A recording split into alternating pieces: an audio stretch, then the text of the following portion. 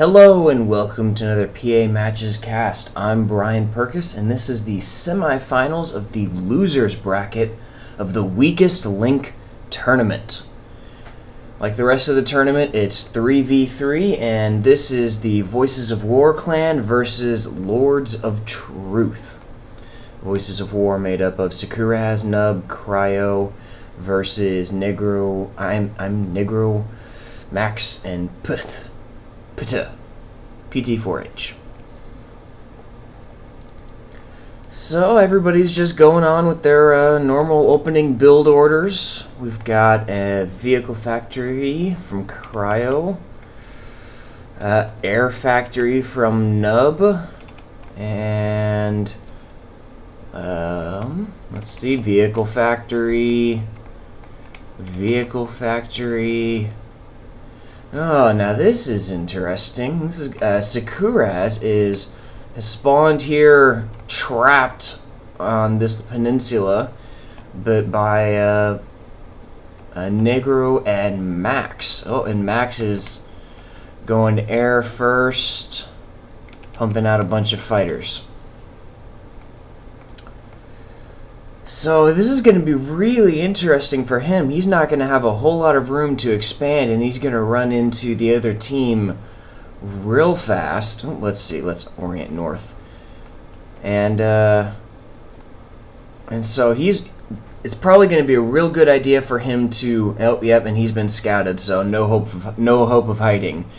But it's probably going to be a good idea for him to go head to orbit, because this is a 3-planet system with 2 smashables. While Pt4h has scouted out Kryo, and Knub is working on getting out some scouting. He's got some fighters moving around. Oh, and it looks like that was a bombing run. You know, let's pull up the picture-in-picture to keep an eye on the developments over here.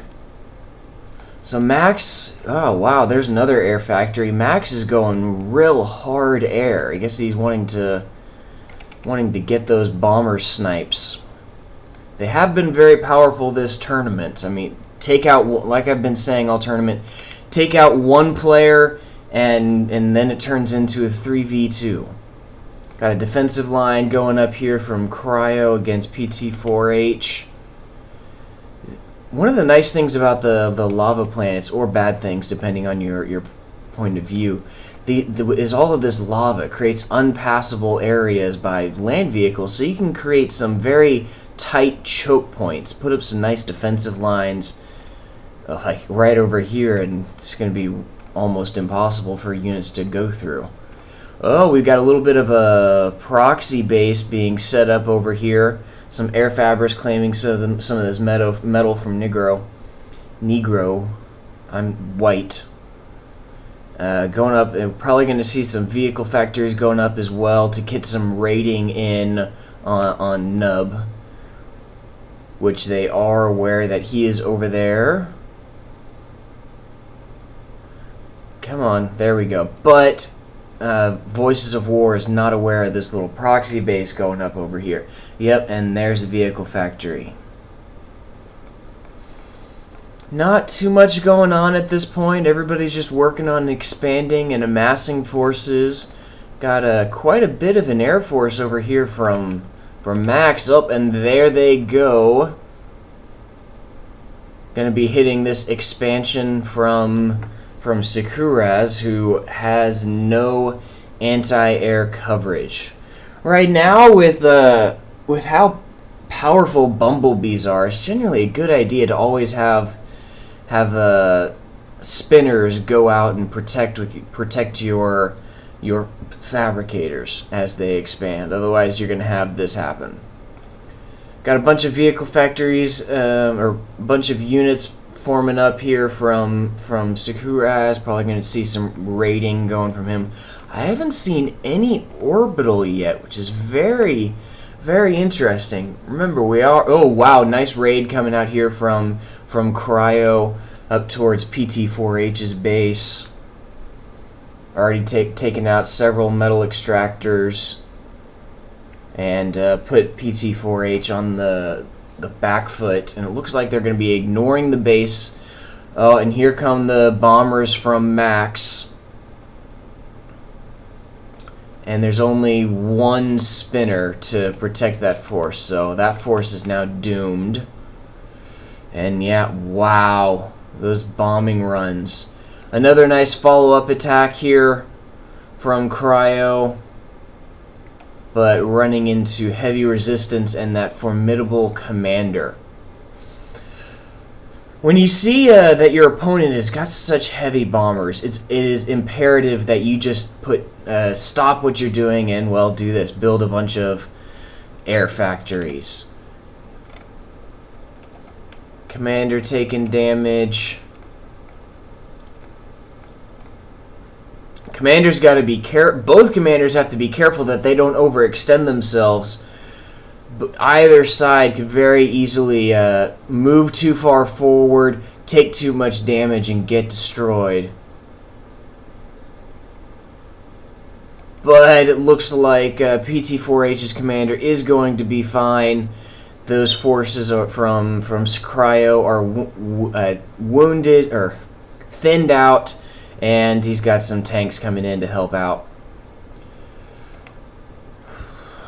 But Kryo's commander is now rather vulnerable. He does have some anti-air coverage, but not too much.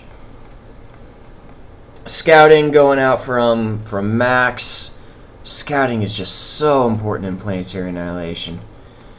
Gotta find out where everyone is and what they're doing. Gotta find the weak spots. Not too much going on. Wow, tons of air factories here for Max. Air Force is now forming up and heading on out. Might see a snipe attempt. The mobility of air just gives it so much power, but at the same time it's very vulnerable. You just got to build some spinners or some fighters or something. It doesn't take too much to be able to... Oh, we got some raiding going on. Oh, that's where these guys are probably going. Nice attack force heading down forward from Sekuraz, putting in some real good damage.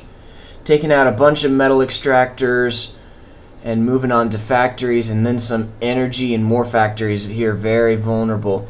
In comes the bombing run. Wow, that took out a solid chunk. And it looks like this attack is pretty well taken care of, since the Voices of War do not have much of an air force to protect against Max. Max just going solid air. Probably considered cheese by a lot of players. Voices of War is probably really annoyed, really frustrated right now, but I mean it's a valid tactic. And there we go. Orbital going up from Sekuraz finally. That's the first orbital I've seen. And we're quite a few minutes into this match and still haven't just seen any air at all, or any orbit at all. Oh, nope, I lied. Imnegro over here has gone orbital. Nothing has left orbit as of yet. Another Air Force forming up here from Max. Probably going to see it heading out here soon. Surprised we haven't seen a snipe attempt. Also, orbital going up here from Nub. That's a mistake.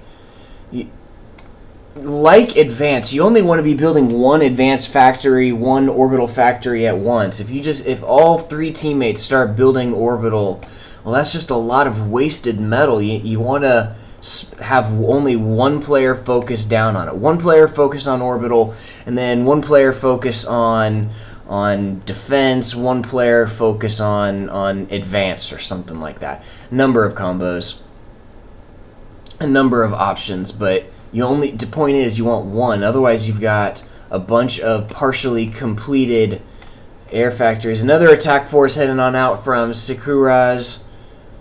Heading in on those factories, but a bunch of bumblebees heading on out. Oh, it looks like they're going for the snipe. some anti-air defenses, but they're all clumped up, and that's it. That commander's a goner.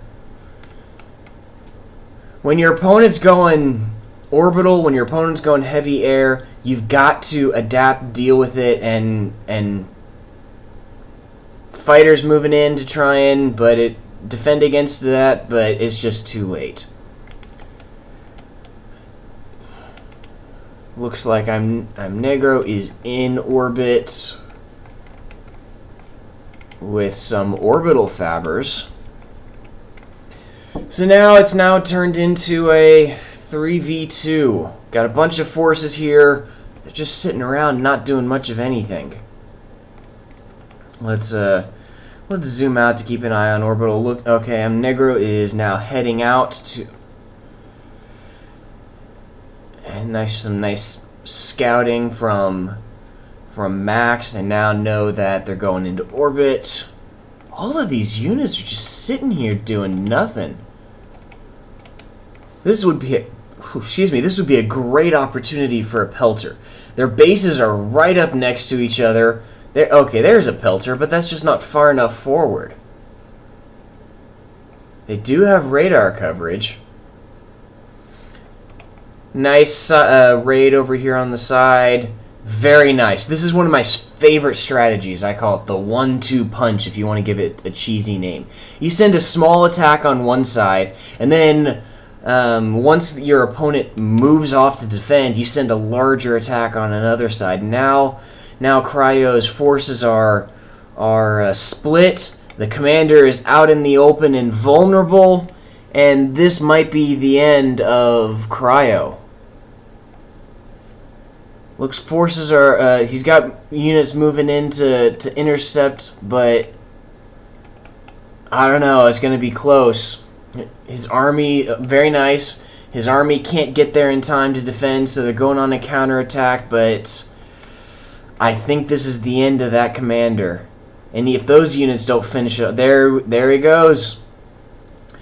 Now Kryo is down and out, and Knub is all that's left.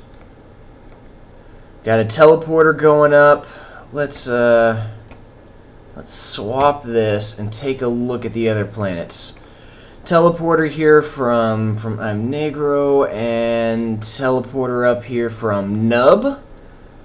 Probably going to see that connected in here soon, and the commander getting off planet. In comes a bombing run from imnegro and Max, but the commander gets off safely.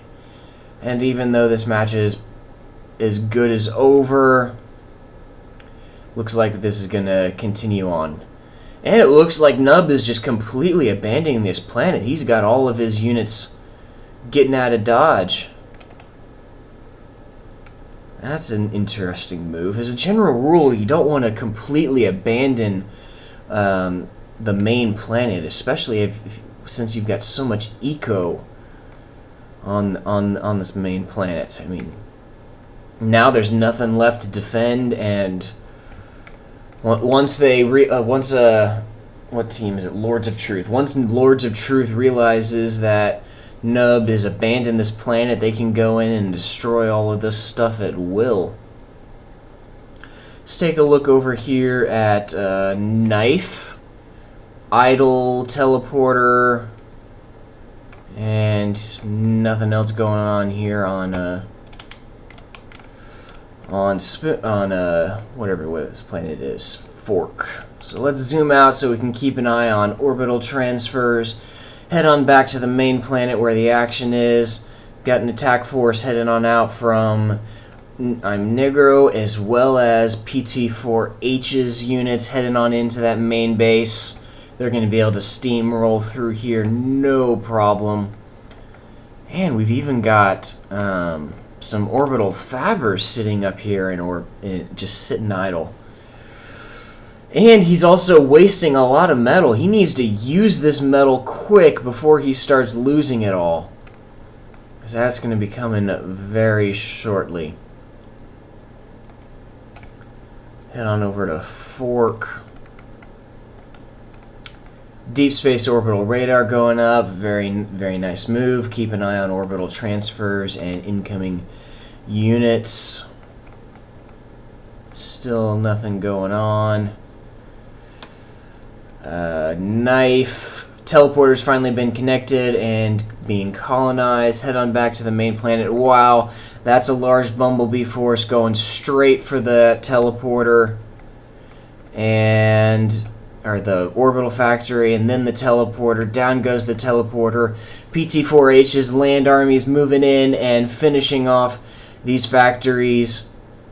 Once all of the fabbers and factories are destroyed, then that's all she wrote. Knub does have this little proxy base going up over here, but it's not going to be long before and there we go. It is discovered. It's not long for this world. We're going to see Knub's economy dropping as it's already taken a very large hit. And there we go. Orbital units in transfer. Knub is pulling out all of his forces. Let's see. Looks like... Yep, he's working on a teleporter over here on a knife. Interesting. And then head on back over here to Fork. Working on getting up umbrellas, getting some planetary defenses, and he is now hurting for energy. Those darned orbital fabbers consume a lot of energy. Let's see. So far, imnegro is not aware of this over here on the backside. He does see what's going on up in orbit, but he does not know about that teleporter. Head on back to the main planet and see what's left of Knub. Has nothing. The only thing left from Knub is some metal extractors. No more fabricators. No more factories. There we go. There's the area patrol from Max to ward off any teleporters and orbital factory. This is now a very this is an orbital war. Oh, radar going up. Anchor's almost done. Looks like Knub's is trying to colonize this planet. And he is not aware of imnegro's base. There's the radar, and now he is aware. Let's head on back over here on the Fork. Oh, here's a bunch of orbital fabbers, teleporter. Probably gonna... Is that connected? It is connected, but no units are coming through. Here we go. Now they're coming on through. Let's see what they see. Oh wow, they've got a lot of vision. Thanks to... Oh, well, those are basic radar satellites. They've got pretty much full vision of this entire planet. Those radar satellites are moving, and they will probably find that commander here momentarily, unless it left. Nope, there it is. So far, only one Aventail has come through. There's another Aventail. Oh, nope, a few of them, but they're getting picked off by that laser defense tower, the double-barrel laser defense tower. This is why whenever you start building a teleporter, you have to babysit that sucker. As soon as it is built, link it, send units through. Every second counts when it comes to building up teleporters for invasions. Got some more orbital units here, heading between planets. And there it is. Probably going to see another teleporter going up here any second. And, nope, not yet. There we go, there it is. Wow, that's going up fast. There's probably several orbital fabbers in there. Connected, and there we go. That's how you do a teleporter invasion. Wow, that is a bunch of units coming on through. Very intelligently has spinner support, which, speaking of which, why is... it looks like the commander is trying to get out of dodge as the units are heading on in. Coming under fire from the anchor. Uh-oh, but the teleporter is out of energy. Needs to shut off factory so he can get his commander out of there. There we go. Teleporter on. Commander is now running away. This looks like more units are coming through. This base is not long for this world. Not long at all. But it looks like Max is going... Yep, Max is using his enemy's teleporter. That is not a common move. Very, very nicely done. That commander is low health and not long for this world. He needs to shut off that teleporter or die. More units coming in from the other side from imnegro's base. And here comes more units from Max through the teleporter. And that's it. Commander will be dead momentarily. Teleporter shut off, but it's too little, too late. And down goes the commander, and Lords of Truth takes the wind and is moving on to the finals. Well played. Well, I hope you enjoyed. Be sure to drop a subscribe so you can watch the final in the Weakest Link tournament. I'll see you next time.